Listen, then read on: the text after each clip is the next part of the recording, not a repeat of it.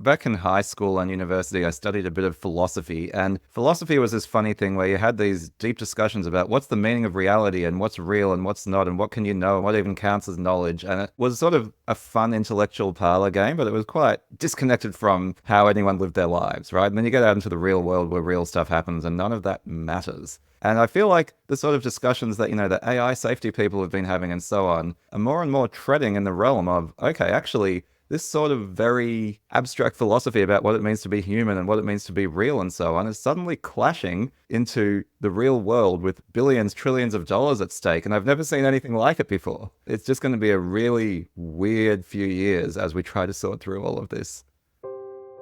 You're listening to the Startup Podcast. This is a Reacts episode. Industry insiders having frank debates about the latest tech, politics, and business news. Whether you're a founder, investor, or operator in a startup, you'll gain insights into how current events connect to broader themes and trends that impact your startup, your investments, and your day-to-day operational decisions. The conversation starts now. Hi, I'm Yaniv Bernstein. I'm Amir Shevat. And I'm Emil Michael.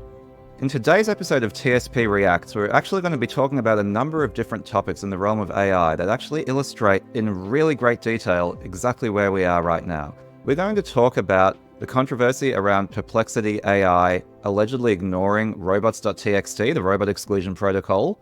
We're also going to talk about Google's big data licensing deals for enterprise. We're going to discuss Facebook's challenges in deciding actually what to label as AI and the fact that they've already watered down their labeling.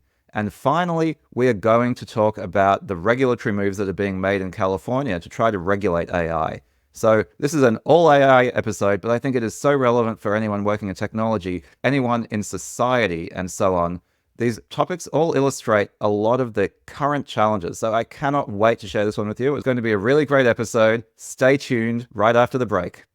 Whether you're starting or scaling your company's security program, demonstrating top-notch security practices and establishing trust is more important than ever. Vanta automates compliance for SOC 2, ISO 27001, and more, saving you time and money while helping you build customer trust. Plus, you can streamline security reviews by automating questionnaires and demonstrating your security posture with a customer-facing trust center, all powered by Vanta AI. And it gets even better. Just for TSP listeners, you can get $1,000 off Vanta when you go to vanta.com/TSP. That's vanta.com/TSP for the Startup Podcast to get $1,000 off.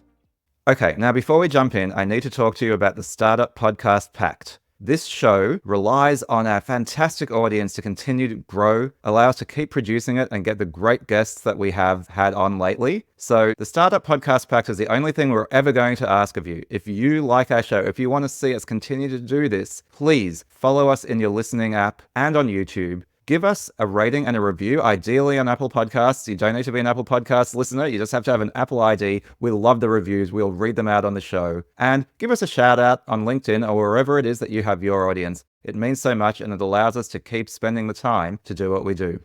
Okay, let's jump in. The first thing we wanted to talk about is a bit of a controversy that's happening with Perplexity AI and the robots exclusion protocol. So just a bit of background for folks. So first of all, Perplexity AI is a company we've talked about before on this show. They're basically building an AI search engine. So it's actually fantastic. I've used it. I think it works really incredibly well. And a lot of the times when you'd want to use Google, you now use Perplexity AI instead, and you get just the answer to the question that you want.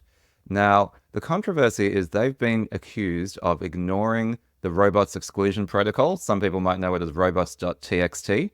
And this is a very old convention on the internet that goes back to the early days of search engines, where if you have content on your website that you do not want to appear in a search engine, there's just a very simple protocol where you have a file called Robots.txt.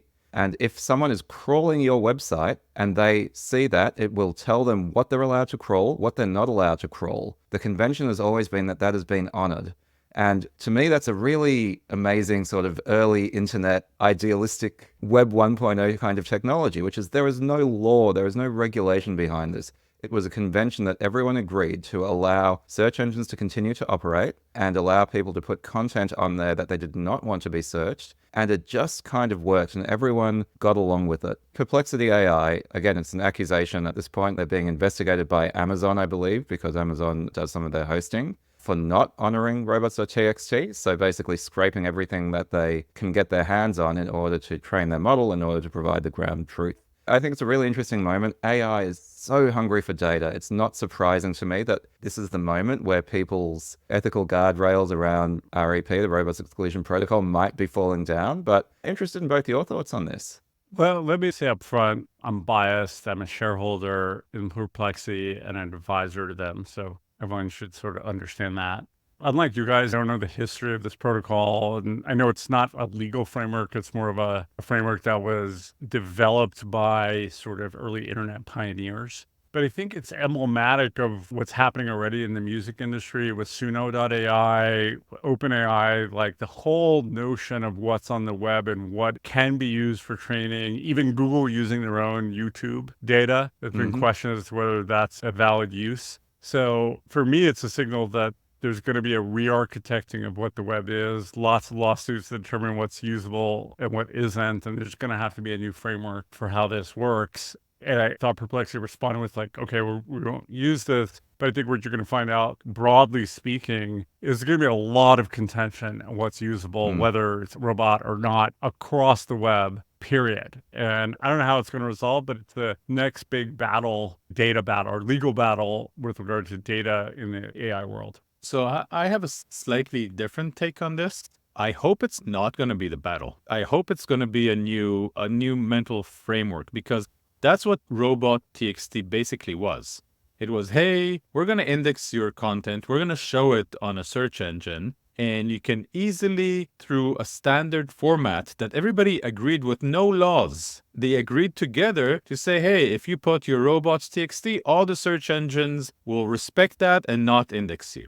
So it's time for us to reinvent the Robots.txt, because to Emil's point, it's not just websites now. It's your videos. It's your images on Facebook and on Google Photos. The sounds that you're making on your phone could be indexed, right? There's so much data, and we need to define a way to what is searchable and what is not searchable and define ownership. Where I differ from Anil is, I hope it's not going to be a war. I hope it's going to be a mutual understanding. I hope that somebody will play the responsible adult and say, hey, this is the standard that we all need to adhere. If Perplexity does that, that's amazing. But I'd love to see somebody take the reins and say, this is the new ISO. This is the new standard for what you can index and what you can't index. And this is how I tell search engines, AI, and whatever other means that we'll have, this is what you can use and this is what you cannot use. I actually think as we go through the topics that we have on the slate for today, we'll see a clear theme emerging, right? A lot of it is to do with what does it even mean? You use the word index, Amir, and with an old school search engine, it's very clear. Like if you crawl a web page and you have it in your index, you have that URL, people search for content in that page and you show that page, that means you've indexed the thing. AI just sort of throws it into the mix, it learns it, it creates a kind of a derivative work. And you mentioned music. I was listening to another podcast where the head of the Recording Industry Association of America was talking, because they are suing a bunch of AI music generating companies.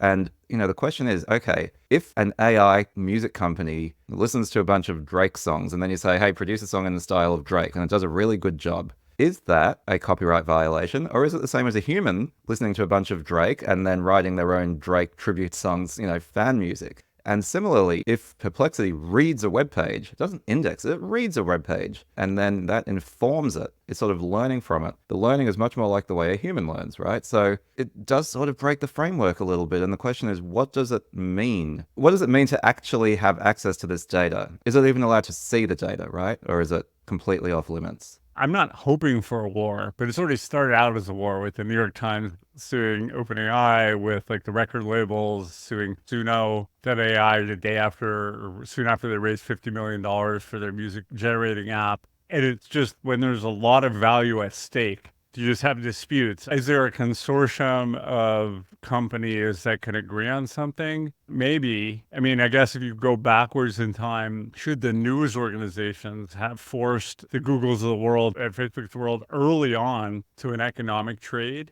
Yeah, probably in retrospect, they should have, instead of fighting them so hard. Should the record labels should have fought Spotify so hard? Probably not. They probably should have agreed something earlier, but, race against death of a company, it's hard to know how these things turn out. But you're totally right, Yaniv, that the whole construct is different because the learning of something is what humans do. Like we see things and then we form a comprehensive opinion based on a little bit of how do you attribute that? Like people may not like machines doing that and then doing it for a profit that the originator doesn't sort of share in, but then how do you measure that? I don't know. It's a hard problem. Maybe, Amir, you have some thoughts on that.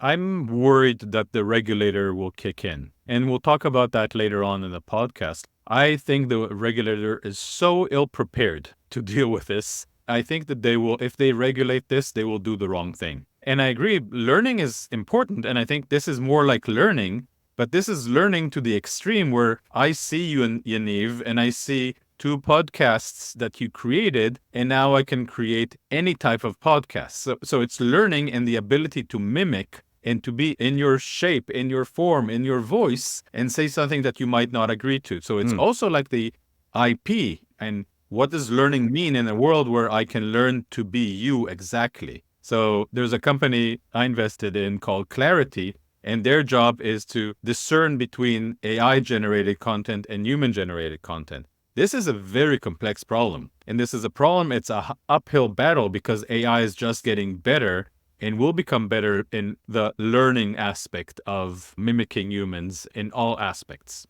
So this is fantastic because we have 3 other topics on the docket, but each of them really speaks to one of the 3 things we've already been talking about. So let's actually start with the Facebook bit of news, which looks like a very small bit of news, but speaks exactly to what you're mentioning, Amir, about this company Clarity even, which is that Facebook has started tagging photos a little while back that were AI generated with the label made with AI, right? Seems pretty straightforward. But they've actually just recently changed that, and that's because of a backlash from photographers, right? And what happened is that basically a lot of the photos that were being tagged as made with AI were actually not made with AI. They were enhanced by AI. And the photographers were complaining that their real photos were being tagged as made with AI, and that sort of devalued their work. So now that very clear made with AI label has been replaced with this completely incomprehensible AI info label. And to me, this speaks to, the complexity, the murk, the messiness in all of this, where this idea that I think I still had until I read this article that, either things are AI generated or not AI generated is complete nonsense, right? Like even, your phone camera is using a whole lot of technology that you could very arguably consider to be AI to produce the photo. I mean, Photoshop. We've had Photoshop for decades. Right. Instagram filters. So what is real? What is not real? So I think that's been there for a while. But now the idea of like saying, okay, we have a hard line dividing AI and not AI is clearly falling apart. And you project that into the future and everything's going to be a bit AI. AI is going to have its fingerprints on everything. So what do we do about that? I remember a session that Eric Schmidt did internally in Google, and he said AI is a transparent technology. You don't say I have an AI-powered car. You say my car drives automatically. You don't say my camera is AI-powered. It said it takes great shots. Because AI is an empowering technology that is adjustant to what you're trying to do. When AI is done right, you don't know it's AI. I agree with you 100%. Most of what we do today, from taking a photo to recording, it's all done with the assistance of AI. But I think there's a distinction between, is this 100% created by AI? And right now, you can tell, I can tell ChatGPT to create a totally new image, and maybe it's the intervention of a human in creation of that photo. Or maybe it's is this something that is generated completely through a pipeline of AI, or it has a base in reality? I don't know what the answer is, but you're absolutely right. 90% of the photos that are being created in this year are AI augmented.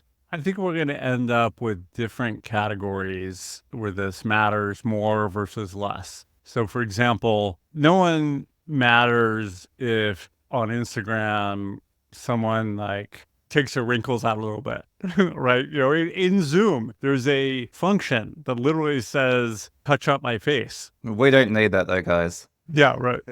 That doesn't change the fundamental message or messenger. But then if someone did a deep fake President Biden saying we're under attack by the USSR, either audio or video, now, holy cow, now you're talking about some real dangerous stuff. I don't exactly know how to form like clear conceptual categories yet, but there's going to have to be some categorization because everything is not the same. And we've already been doing some of this for a while, like you said, Amir. But it's going to have to get sorted out because I'll give you an example. I'm a board member of a public company. I sold some shares and they report that in the public financials. And they had an AI website read the financials to get it wrong by a factor of 10x. And then they publish it. So then a public shareholder sees a wrong number and trades on that basis. Holy cow. And I was like, who do I complain to? I complain to an AI website. There are going to be some more dangerous use cases that are going to have to be talked about. Then some things we're just going to have to let go.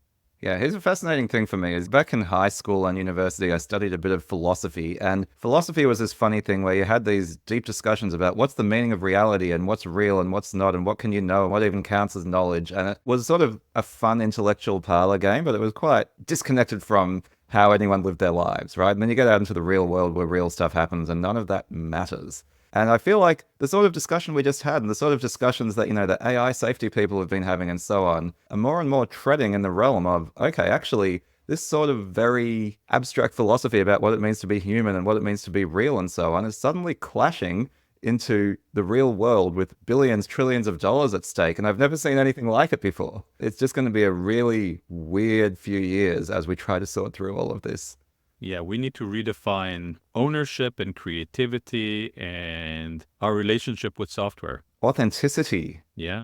We're going to have to redefine authenticity. That's what I mean. Like, I think it's easy to say there's a big difference between having a photo with some wrinkles removed and having a deep fake of President Biden saying we've been under attack by the USSR, which, speaking of the events of the last week or so, the fact the USSR hasn't existed for 30 years is, would actually go into that commentary. But I think the point is that I actually worry that there is no clear dividing line between those two things. There is just a slow progression of just raw pixels and then complete fakery and just a very smooth continuum in between. And wherever you draw the boundary, it's going to create weird artifacts. And so, yeah, it's kind of a scary world we're moving into. But I think it's clear that, some of the simple stuff about saying, oh, we'll label AI content and stuff, Facebook Meta is already pulling back from that. And that seemed like such a simple, easy thing to do. It's like, oh, it's just labeling. Well, even the labeling is impossible. So I think we're going to be living with a lot of ambiguity, a lot of confusion for a long time to come. So the next thread we wanted to pull on that, again, came up in a Perplexity conversation is just this hunger for data, right? So I think one of the things we were saying with this robots thing is that it's coming under unique pressure because there are so many companies trying to build AI and the pressure for data, data is the oil here, right? To be leading in AI, you need to get your hands on as much data as possible. And so there's another really interesting bit of news. I think a pretty clever move from Google, which is for their sort of enterprise AI business in Google Cloud. They've started licensing a bunch of AI data for what's called grounding, right? Which is something that Perplexity does, by the way, right? So we've talked in the past about LLMs and their tendency to hallucinate, to sort of make up facts. And then you have this concept of grounding, which is where you actually sort of reference it back to real world data to make sure there are no hallucinations. And so Google has signed deals with a bunch of boring but important data providers. So it looks like initial partners are Moody's, the rating agency, business info provider, Thomson Reuters, and Zoom Info. And so basically what they're doing is they're getting their hands on this really good quality enterprise data. And, enterprise data broking is an old game. And if Google has access to this stuff, that means that their AI is going to provide results that are actually more usable in an enterprise setting. It feels like we're now really entering that phase of AI where it's moving away from the foundational technology and more into the data arms race. I think, first of all, this is a rebranding of something that they had for a long while. And Amazon also has this service. So now, because everything is AI, they're now wrapping this data set that they used to sell in any case to enterprises as a AI grounding thing. So that's good. I think that data is great, but the really pricey data, the really important data is not going to be there. The really important data for AI is going to be like enterprise data that the company itself will have. So I think it's good to have grounding and basing, but it's going to be table stakes. This is going to become vanilla for all AIs. I think we're just touching the tip of the iceberg in terms of like what type of data can we access and what type of private data can we access. Like, we're not looking into emails right now in meaningful way. We're not looking into phone calls in meaningful way. There's so much more data for AI to consume. And I think that all of that is not being addressed by this solution. Okay, logical that email would be the next big trove of data. Nest cams, your phone records on your iPhone, all these things. Does it plateau, or does it become universally available so any of these LLMs are going to eventually have effectively similar training data? And then after you get to AGI, it doesn't need data anymore. It just kind of learns by itself? Or like, how does that go?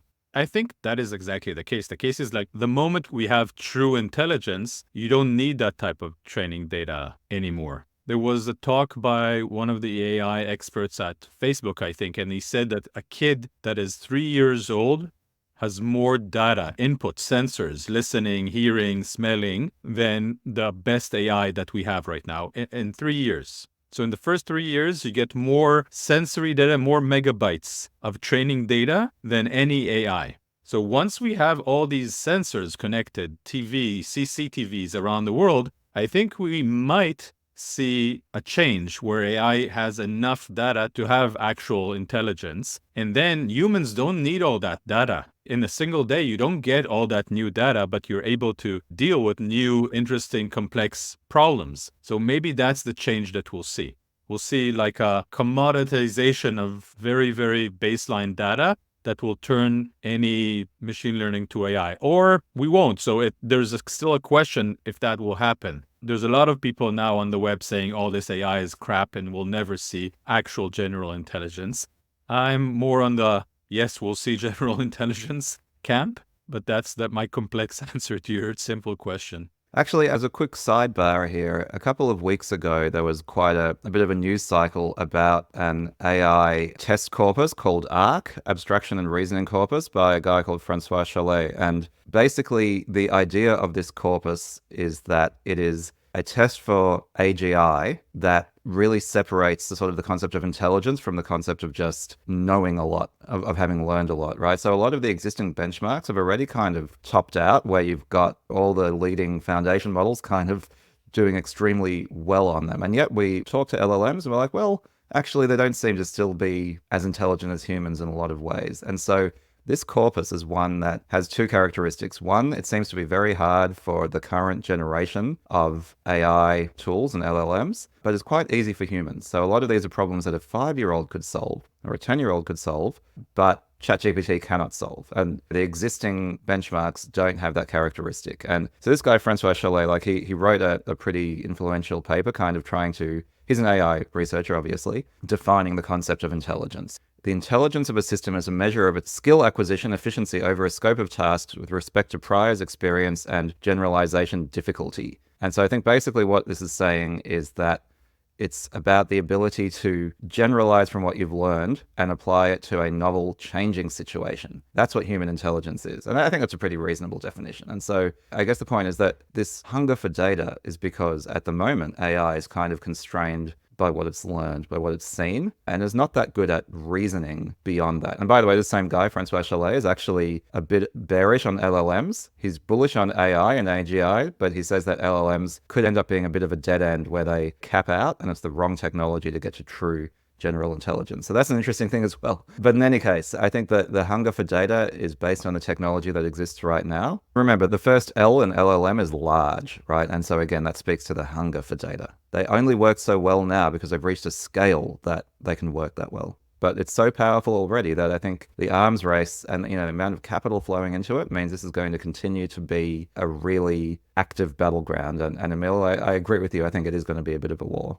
I just want to add one last thing. I think that AI is an aspect, the LLMs are an aspect of intelligence. Yes. So for example, it's the way we do associations and know how to say the next thing. but there's also introspection. There's also a voice that we hear in our head. There's also the conversation that we think about and then think about a better answer. So there's a lot of, in true intelligence, there's a lot of other processes that we just haven't figured out how to build yet. I think LLM is great because it's a breakthrough in a aspect of intelligence, but we'll need to create multiple facets that together create true intelligence. Transformers were the unlock for LLMs that no one thought about 3 years ago. There's no doubt there are some unlocks being developed now that we don't know about that'll get closer to where you're talking about. And maybe it's not in the next generation of LLMs, it's something orthogonal that people who are deep in this mean. But there's no doubt, like broadly speaking, the world is headed toward more general intelligence than it's ever had, faster than it ever has. And yeah, Jan LeCun can pick a date, anyone could pick a date, and then like bang, it hits you on the face. Someone else does something with a different methodology that gets you closer to there or gets you in some aspect there. But in any case, we're seeing the early effects of even just what LLMs are doing to lots of different industries today. And the battles to come, I think, are only going to increase. I think another reason why all of these different AI things are going to actually accelerate in their development is the amount of human capital that's going to come into it, right? So generally, when you have a lot of financial capital flowing into something, the human capital follows. So imagine all the smartest kids at university right now. A few years ago, they might have been like, okay, I'm going to go into finance. I'm going to become a quant, make millions of dollars that way. If you see how much money is being earned by the top folks at places like OpenAI, at places like NVIDIA, at Google, and so on, you can now earn millions of dollars basically out of university being an AI researcher. And frankly, most of these maths folks, like they would have preferred to be AI researchers than quants. They just got enamored of the prospect of making lots of money. Well, now you can get lots of money while doing cool AI research. Well, damn, like I imagine the inflow of talent into this space is just going to be epic. And we're going to see so much amazing progress because of that. So it's a pretty exciting time. It's a good point. Very good point. And now you can have all this compute to try whatever idea you want. Yeah, man. Like imagine you get to do machine learning, which is absolutely fucking cool. And you're worth $10 million by the time you're 28. Like, why not? Over 7,000 global companies like Atlassian, Dovetail, Flow Health, and Quora all use Vanta to manage risk and prove security in real time. Why aren't you? Get $1,000 off Vanta when you go to vanta.com/TSP. That's VANTA.com/TSP for the Startup Podcast to get $1,000 off. We've touched on the data aspect of this. We've touched nearly on the sort of the philosophical knowledge aspect of it, of like what even is AI. And then the third kind of thread we wanted to pull off that original discussion was around regulation and the fact that if we can't get the stuff sort of sorted out within the industry, then regulators are going to come in and do their best, which is probably not going to be good enough in such a dynamic environment to regulate this thing. And Amir, you pointed us to some news about California attempting to regulate AI. So why don't you intro this one?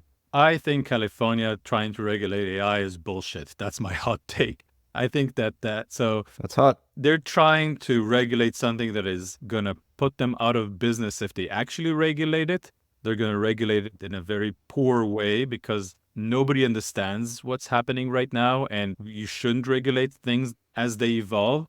But the last point that I want to make is that even if everybody in the world, other than, let's say, Namibia, decides to regulate AI, and Namibia says, hey, we're not going to regulate AI. You can do whatever you want in the world. All the talent that you talked about, Yaniv, and all the compute is going to move to Namibia, and Namibia is going to be the next superpower. So there's no way for a government, if they want to stay in power, if they want to enable innovation, to be able to regulate any of this. So that's I don't know if it's a hot take or a contrarian take, or you're just going to say, yes, of course, that is the case, but that is my take on California trying to regulate AI. The California AI stuff is so abysmally typical of the dumbest legislature in the United States. I've never seen anything like it. I mean, like, who wrote this stuff? Yeah. I mean, it's going to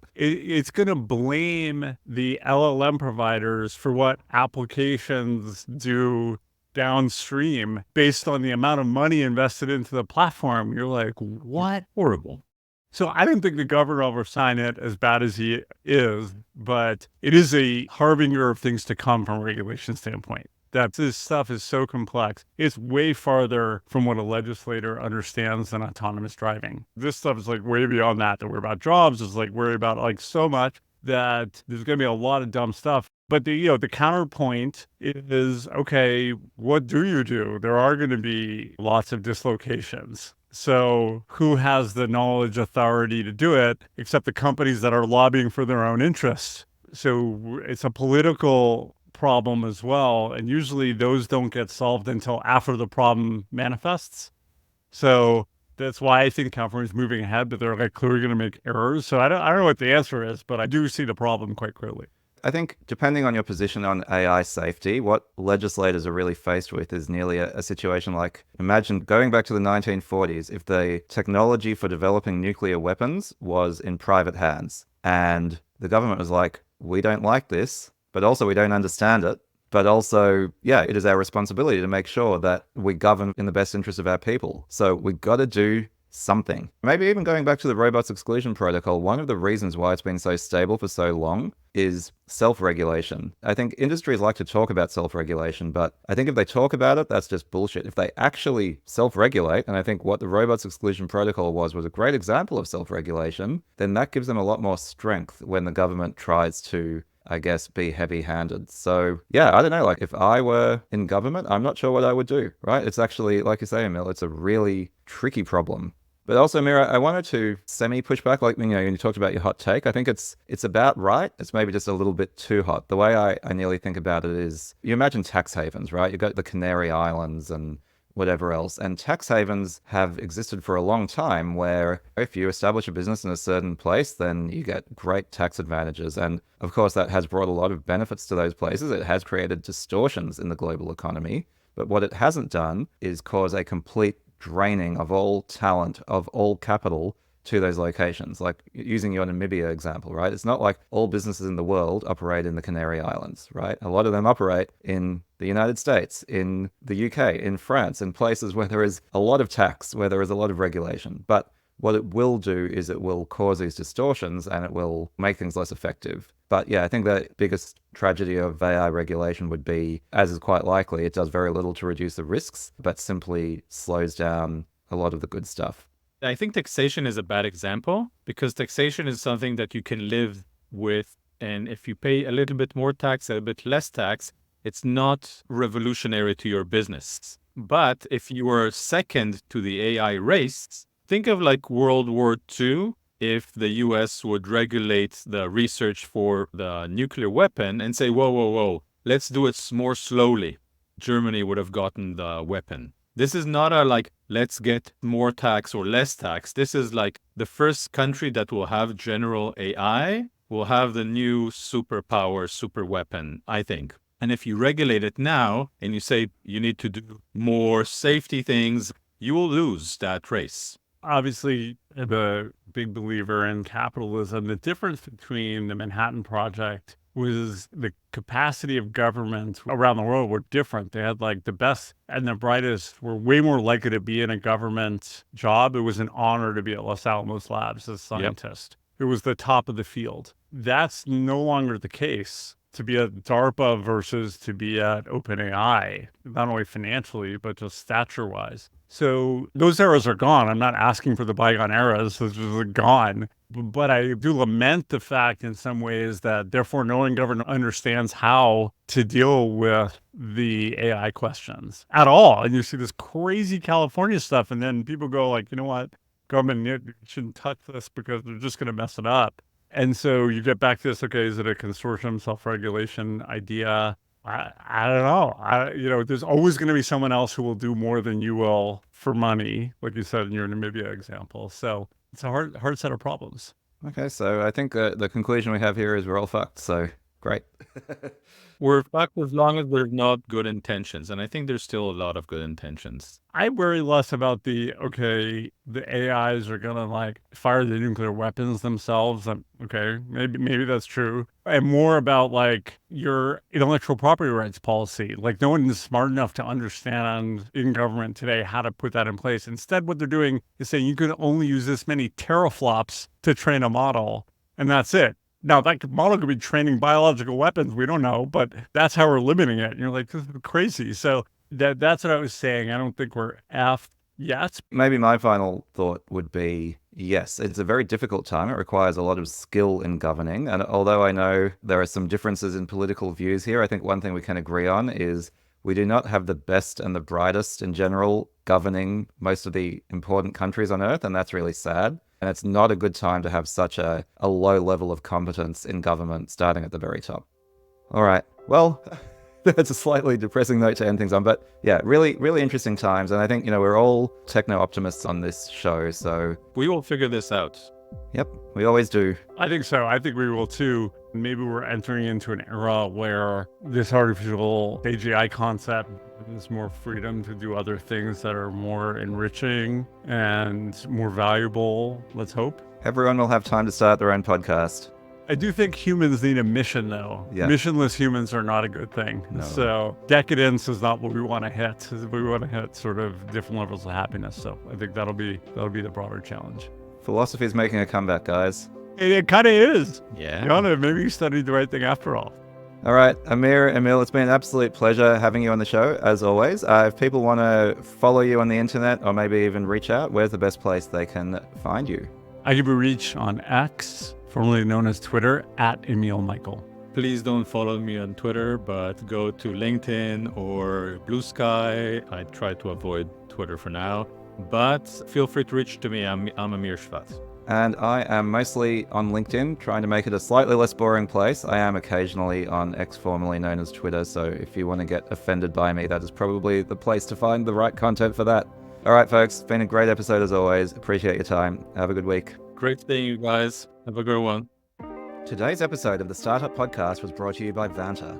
Vanta automates compliance for SOC 2, ISO 27001, and more, saving you time and money, while helping you build customer trust. Plus, you can streamline security reviews by automating questionnaires and demonstrating your security posture with a customer-facing trust center, all powered by Vanta AI. Over 7,000 global companies already use Vanta. Why don't you? Get $1,000 off Vanta when you go to vanta.com/TSP. That's VANTA.com/TSP for the Startup Podcast to get $1,000 off.